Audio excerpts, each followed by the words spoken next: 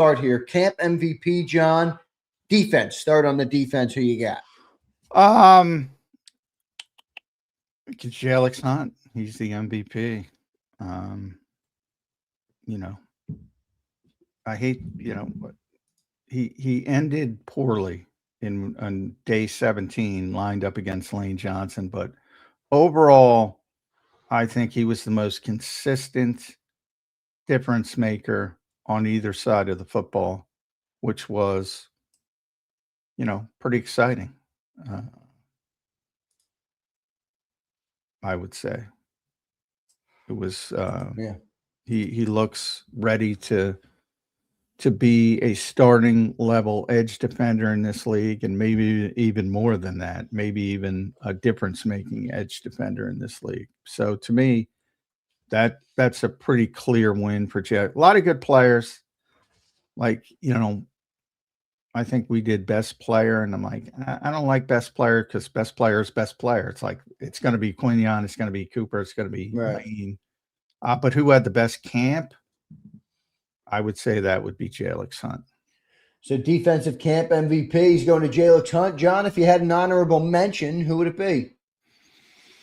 How about that Moro Ajomo? I like it. All right. He's also on my list. I had Jalyx, and my honorable mention was Ajomo and Mitchell. So we're on the same page there. All right, camp MVP, John. Offense. This one's a little tougher, I think. That is tougher.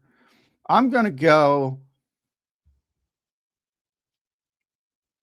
Can I go health of the offensive line? I can't. So I'm going to go. I'm going to go. I'm going to go Saquon Barkley.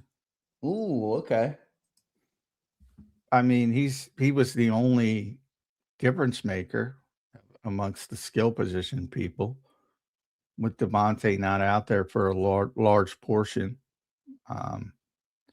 So if I can't go esoteric and say health of the offense, I got to go Saquon. I don't think anybody else is even close. Hey, let me get who would be an honorable mention for you? I'll give you what my two names are after this. Honorable mention, I'd go health of the offense. I'd like to go health. I can't get everybody's looking for skill people. So I'm like, there's a name here I thought for sure would be your honorable mention. Really? Yeah. I would go, because there's not much. Dontavian Wicks, I would go, I guess. All right, that's who. I put Dontavian Wicks as the MVP of the offense just because I feel as though he locked in the wide receiver too. And coming into camp, I don't know if they thought he was going to be the wide receiver too. I mean, you did, but did the Eagles think it could have been Mekhi Lemons? Was it going to be a battle? Well, Dontavian Wicks is now locked in at the wide receiver too. And then my honorable mention actually was Markel Bell. I thought he had a nice summer and a nice offseason for a rookie third rounder, and showed some promise for the future. Nothing crazy yet, nothing overwhelming yet, but I thought Markel Bell had a nice camp from what I saw. Nice preseason game. Well, he would, if I'm adding, I would some of the things I've done in the past are best rookie, most disappointing. He would be best rookie, no doubts. But he didn't get enough first team reps to be in the conversation to be even honorable mention. But he did, I would say was best rookie by a pretty wide margin. All right, good stuff there. John, breakout player who didn't exist in July. I don't really love that phrasing. I didn't have anything else. Breakout player. I don't know what that means, but breakout player, I think, is Tyler Steen. I think Tyler Steen is the most underrated player on this team. I think he's going to be a star right guard in this league. I think he's going to get a lot of money, and it might be in Philadelphia. If Landon's done and Lane are done, maybe you see Tyler Steen get paid. Yeah. I think he's just really good, and you could see it in him. He's just more confident. He's more self-assured. He knows he can play now. I like that he's a feisty ass dude. I think you need that on the offensive line. I like that. Yeah, I mean, he got in some battles, didn't he? Didn't he battle it out with? Yeah, him and Ty Robinson. Oh no, Robinson. Yeah, that's right. But Yeah, I think Tyler Steen is the most underrated player on the team. Love it. Tyler Steen, all right, is that guy. When I meant didn't exist, I didn't mean obviously didn't exist. I more meant like guys who are on the outside looking in. Like I thought well, that's Carson another one. Steele, My best Willie player, Lampkin, somebody like that. Well, my best player who has no chance of making the team, which we already did, is Jose Ramirez. The edge rusher. Yeah. He's just a really good player, but he's doesn't have the size where teams will look at him. You know, very similar to, we talk about Vic doing the forward for Dama's book on Sam Mills, and Sam Mills' story, couldn't get a chance, couldn't get an opportunity, but he could play, and he's in the Hall of Fame. So he needs that one opportunity, whether it's because he goes on to a bad team or injuries, which you never hope for, but it is an opportunity for other guys to take advantage. He can play. I don't know how he gets that opportunity, but he can play. So there's an extra award for you. Best player who's got no chance to make the team.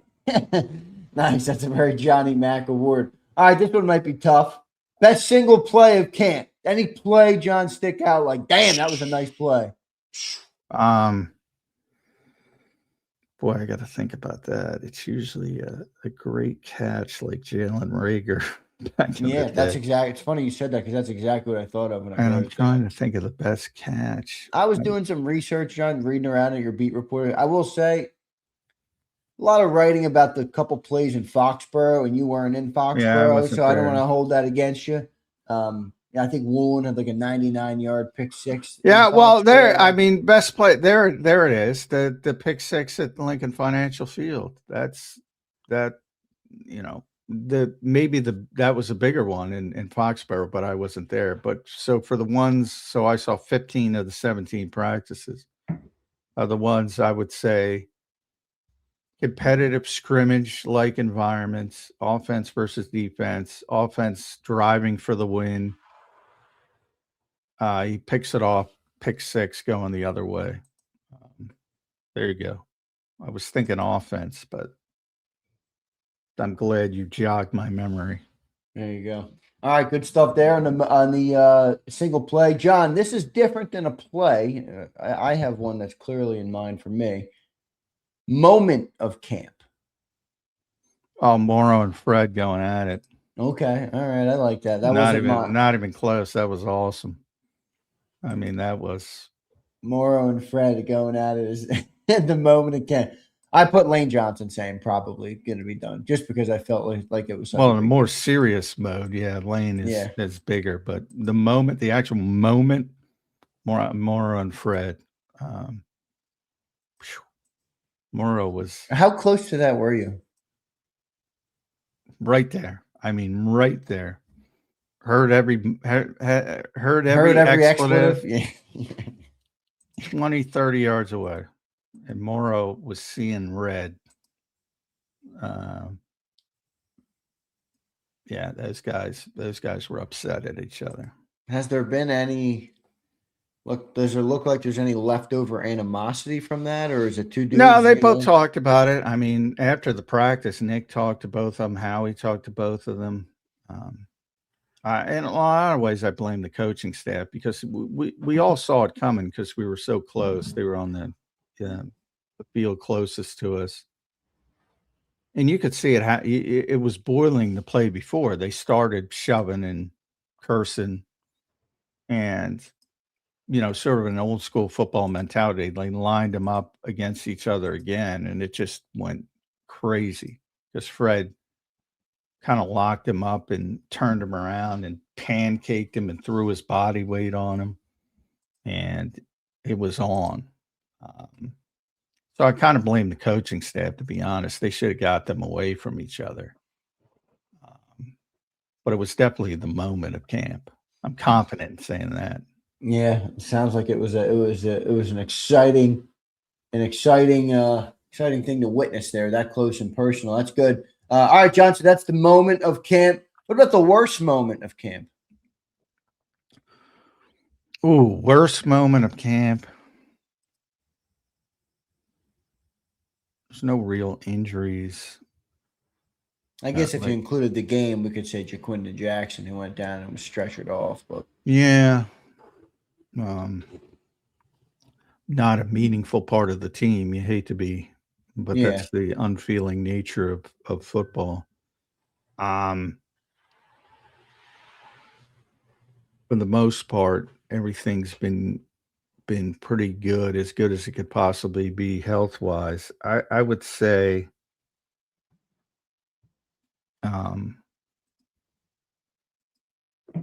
the stupid posting of the Quinyon Mitchell interception. And which was a great play by Quinyon, man. Yeah, it was great. That's all I saw it as. And people lose their mind. How about that? Why are people so sensitive to this? I love when you say it. You're like, guys, Jalen Hurts is a big boy. I promise he can handle it. Like, it's like, I don't get that. I don't really get that part of it. It's like, all right, he threw a pick in training camp to Quinyon Mitchell, who was an all-pro cornerback last year. I mean, it was viral. It had millions of views. It had almost 20 million views, J-Mac. National shows talking about it. I mean, that's more of an impact. It's not like, when you say worst moment of camp, it almost has to be an injury, and they haven't suffered a serious injury to a key contributor at camp.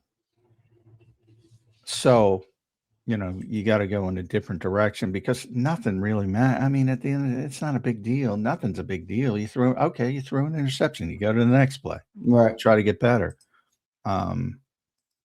Drop, you go to the next play. Not that big of a deal. So it's hard to have a worse moment, because unless it's injury related. In the chat here, Gary puts getting cooked by AJ was the worst moment of camp. Yeah, I mean, and Riz says Lemon not playing was the worst moment of camp. I think that's fair. That's more than a moment. Yeah, that's quite a few moments. Yeah.